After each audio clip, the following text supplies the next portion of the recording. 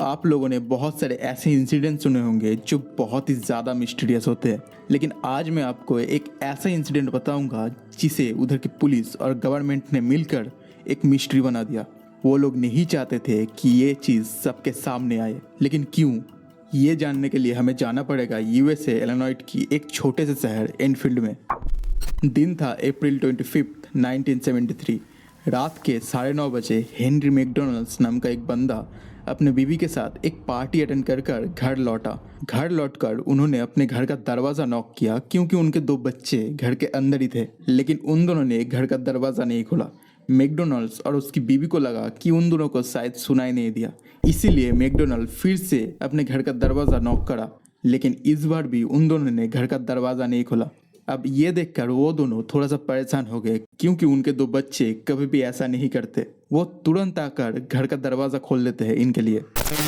अब ये देखकर मैकडोनल्ड्स अपने 2 बच्चों की नाम पुकारकर बुलाना शुरू करता है और तभी उन दोनों को अपने घर का दरवाज़ा खुलता हुआ दिखता है और उन दोनों को दिखता है कि वो दरवाज़ा उनके 2 बच्चों ने ही खोला है। मैकडोनल्ड्स और उसकी बीवी घर के अंदर जाते हैं, लेकिन मैकडोनल्ड्स नोटिस करता है कि उनके 2 बच्चे बहुत ही ज़्यादा डरे हुए हैं। मैकडोनल्ड्स उन दोनों को पूछता है कि तुम दोनों इतने ज़्यादा डरे हुए क्यों हो। तब वो दोनों मैकडोनल्ड्स को बताता है कि आप दोनों के आने से ठीक 10 मिनट पहले जब हम लिविंग रूम में बैठकर टीवी देख रहे थे, तभी हमें अचानक हमारे विंडो पे लगे एसी से कुछ अजीबोगरीब आवाज़ें सुनाई देने लगा, जिसे सुनकर ऐसा लग रहा था कि कोई चीज़ उसे स्क्रैच कर रहा है। और ये आवाज़ धीरे धीरे बढ़ता ही गया, लेकिन 2-3 मिनट के बाद वो चीज़ हमारे घर के दरवाजे को बहुत ही बुरी तरीके से स्क्रैच करना शुरू कर दिया। उसे सुनकर ऐसा लग रहा था कि वो उस दरवाजे को तोड़ ही देगा और घर के अंदर आ जाएगा। और ये सुनकर हम दोनों बहुत ही ज़्यादा डर गए और घर के ऊपर हमारे कमरे में जाकर छुप गए। इसीलिए हम दोनों ने घर का दरवाज़ा नहीं खोला। हमें लगा शायद वही चीज़ है जो हमारे दरवाजे को नॉक कर रहा है। अब ये सुनकर मैकडोनल्ड को लगा कि शायद ये कोई वाइल्ड कैट का काम है या फिर कोई बेयर का काम है, क्योंकि इसके घर से जंगल बहुत ही करीब था, लगभग 50 फीट की दूरी पर, और उस जंगल में उस टाइम बहुत ही ज्यादा बेयर और वाइल्ड एनिमल रहा करता था। तो उसने अपने बच्चों को बताया कि डरने की कोई बात नहीं, शायद ये कोई वाइल्ड कैट का काम है जो जंगल से इधर आ गया होगा। लेकिन उसके मन में ये भी चल रहा था कि इससे पहले ऐसा तो कभी नहीं हुआ कि कोई जानवर उस जंगल से आकर किसी घर में घुसने की कोशिश कर रहा हो।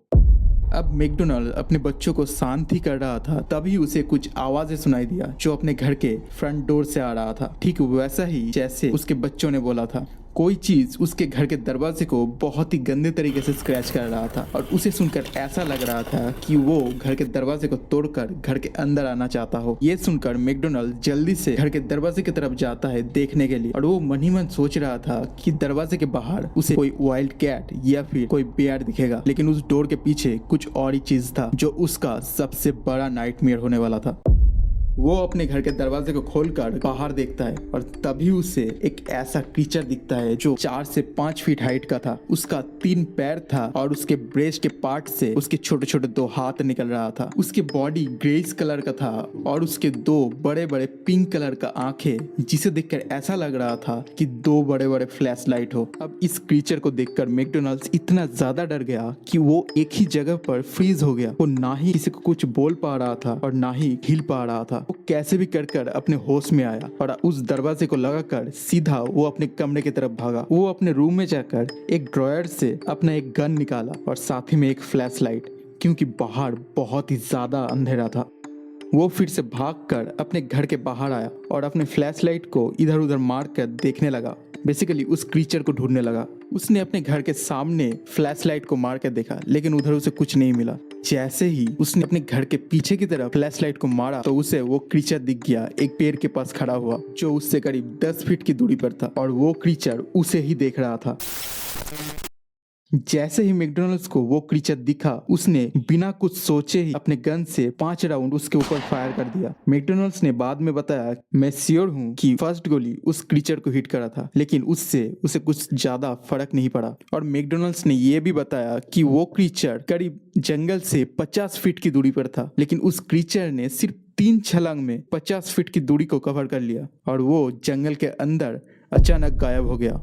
अब ये सब देखने के बाद वो तुरंत अपने घर के अंदर गया और अपने लोकल पुलिस को कॉल कर दिया और उनको वो सब कुछ बता दिया जो उसके साथ हुआ। अब ये सब सुनकर पुलिस वालों की एक टीम मैकडॉनल्ड्स के घर पे आया इन्वेस्टिगेशन करने के लिए। अब उनको मैकडॉनल्ड के घर के लिविंग रूम के विंडो पे लगे एसी से कुछ स्क्रैचेस के निशान मिले, जिसे देखकर ये लग रहा था कि ये कोई वाइल्ड कैट का काम है। और उन पुलिस वालों को मैकडॉनल्ड के घर के बाहर एक जगह से कुछ फुटप्रिंट मिले, जिसे पहले तो देखकर उन्हें ये लग रहा था कि ये कोई कुत्ते का पैरों का निशान है, लेकिन जब इन्होंने इसे गौर से देखा तो इनको पता चला कि ये कोई कुत्ते का पैरों का निशान नहीं है, क्योंकि कुत्ते के पैर में 4 टोज होते हैं, लेकिन इस फुटप्रिंट पर 6 टोज थे। ये पुलिस वालों को थोड़ा सा अजीब लगा, लेकिन पुलिस वाले मैकडॉनल्ड्स की बातों पर यकीन नहीं कर रहे थे। पुलिस वालों को ये लग रहा था कि वो झूठ बोल रहा है, और पुलिस वालों को इस फुटप्रिंट के अलावा ऐसा कुछ भी नहीं मिला जिसे साबित हो जाए कि मैकडॉनल्ड जो बोल रहा है, जो क्लेम कर रहा है उस क्रीचर के बारे में, वो सही है। लेकिन इस इंसिडेंट से करीब 4 घंटे पहले भी पुलिस वालों को एक और कॉल आया था, जो कि एक 10 साल के बच्चे ने करा था, जिसका नाम था ग्रिग Garrett.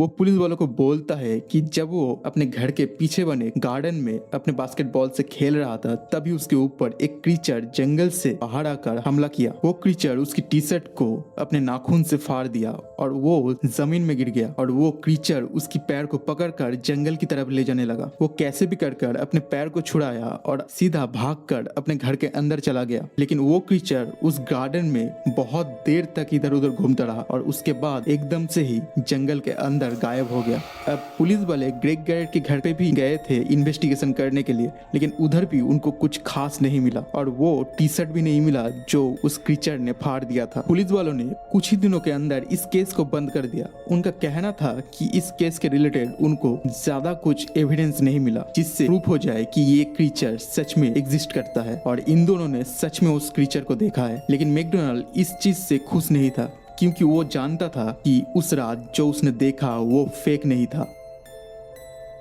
2 week later May 6 McDonald सुबह सुबह उधर की एक लोकल रेडियो स्टेशन WWKI को फोन करता है और उन्हें दावा करता है कि उसने आज सुबह ठीक 3 बजे फिर से उस क्रीचर को देखा है। मैकडॉनल्ड उन्हें बोलता है करीब सुबह 3 बजे उसके नेबर का डॉग अचानक जोर जोर से भौंकने लगा, इसीलिए उसका नींद टूट गया और वो बाहर आया देखने के लिए कि वो डॉग किसे देखकर इतनी जोर जोर से भौंक रहा है।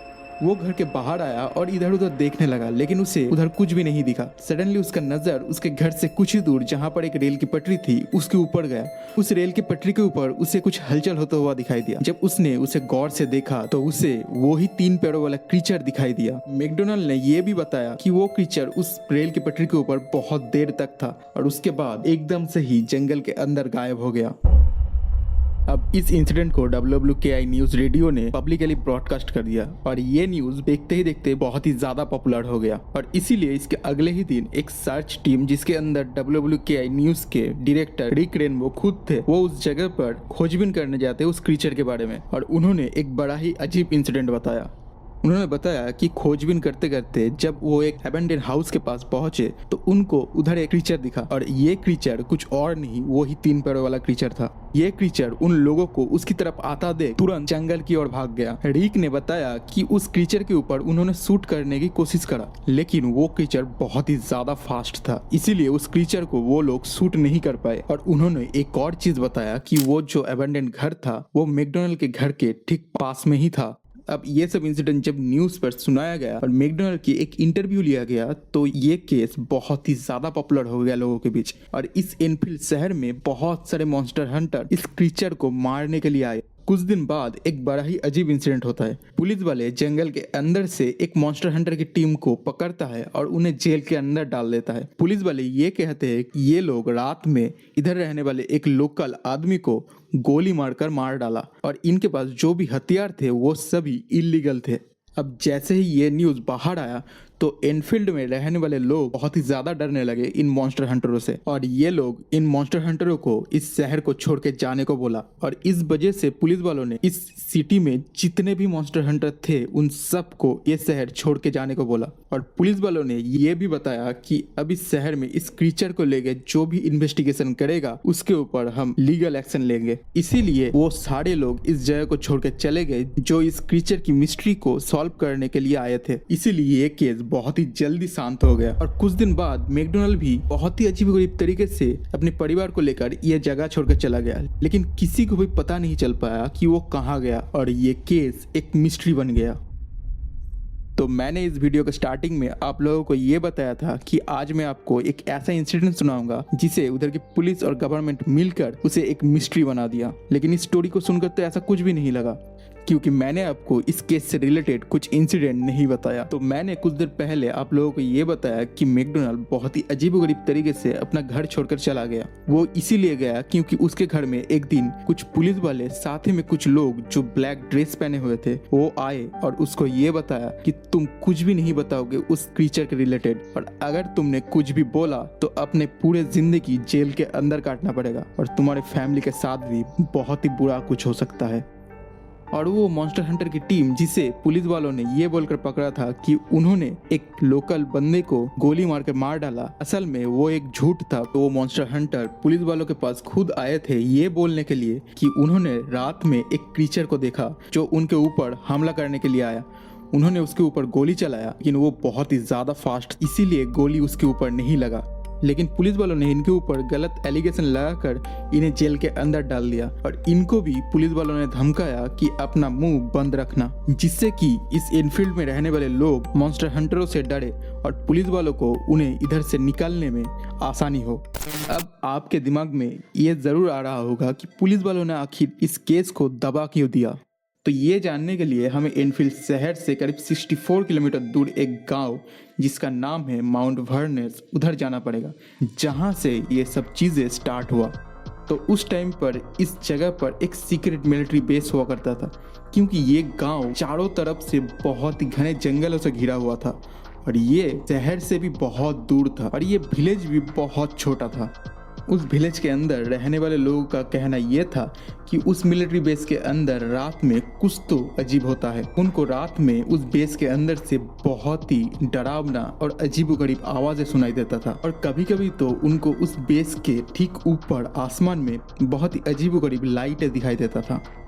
असल में इस मिलिट्री बेस के अंदर एक एक्सपेरिमेंट लैब था जिसमें एनिमल्स के ऊपर एक्सपेरिमेंट किया जाता था। अब इनफील्ड में हुए उस इंसिडेंट से करीब 1 साल पहले इन विलेज वालों को जंगल के अंदर एक बड़ा ही अजीब क्रीचर बीच बीच में दिखता है जिसके 3 पैर है और वो एक बार में ही 20 से 30 फीट तक जंप मार सकता है। उस क्रीचर ने बहुत बार उस विलेज के लोगों के ऊपर हमला किया और कुछ लोगों को तो उसने बहुत ही बुरी तरीके से घायल कर दिया था। लेकिन कुछ समय बाद वो क्रीचर उनको दिखना एकदम से बंद हो गया। इन विलेज वालों का कहना यह था कि ये क्रीचर एक म्यूटेट था जो इस सीक्रेट लैब के अंदर एक्सपेरिमेंट करके बनाया गया था, क्योंकि ऐसा ही एक क्रीचर उन लोगों ने इस लैब के अंदर भी देखा था। शायद ये वाला क्रीचर उस बेस से किसी तरीके से भाग गया। अब ये जो क्रीचर इस विलेज के लोगों को दिखा था और इनफील्ड में जो क्रीचर लोगों को दिखा था वो एकदम से ही सेम है।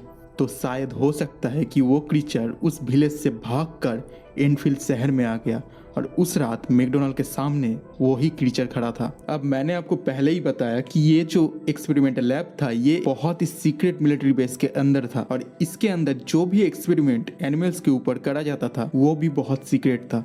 अब ये जो क्रीचर था जो 1973 में लोगों को दिखा था, शायद उसे इस लैब में ही बनाया गया था और शायद इसीलिए पुलिस और गवर्नमेंट ने मिलकर इस केस को दबा दिया, लोगों के सामने नहीं आने दिया। अब कुछ लोग इस इंसिडेंट को झूठ बोलते हैं और वो लोग ये बोलते हैं कि ये सिर्फ एक पब्लिसिटी स्टंट था, लेकिन क्वेश्चन उठता है कि किस लिए। मैकडोनाल्ड तो उस जगह को छोड़ के ही चला गया। मैकडोनाल्ड को अगर पॉपुलैरिटी चाहिए था तो वो तो ऐसे गायब नहीं होता। आपको क्या लगता है? What do you think? मैं मिलता हूँ किसी और वीडियो में।